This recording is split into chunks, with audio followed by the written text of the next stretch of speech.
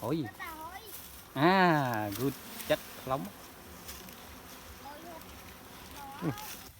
Nãy không khơi đào nè. Ôi. Mống mà. Ồ nó. Ở đây. Ừ. Cháy còn nữa.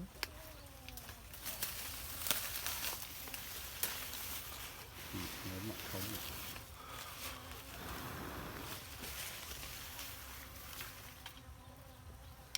Còn rất hình nhá.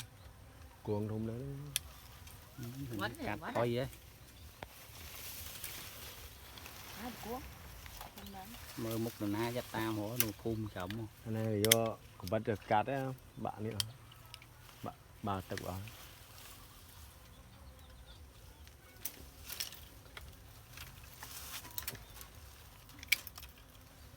Cắt mò. Kia đấy thì tí. Con cá ba luôn sân đó. Anh chùa rừng ngóp anh. Ngoài ra thủ bạc thì lối.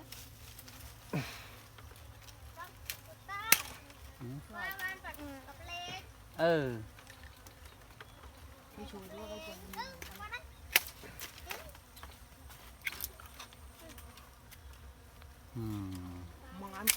Tất cả nó khó mới chứ lấy chứ. Chế ngọc viên lấy. Kia nhảy máu chứ. Luôn nó cá mới tiếc rồi. Nó nè. Bốc à. Chụp ta. Và hiện bà tập bạn. Lọc memory à. Đó. Phải nhá. Ui cật vậy.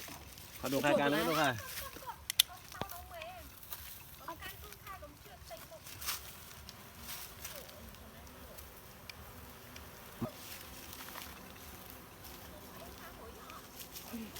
Hỏi gì? À, good chất lóng. Mày thấm. Vì có mối chết. Đã được khổ nó.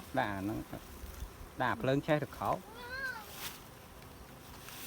Tê. Ngọt bấy bán nó bấy lắm. Giờ lên tới chứ bạn hả? Đàn. Này, họ đuông. Không chán. Họ đuông khai can xuống đây.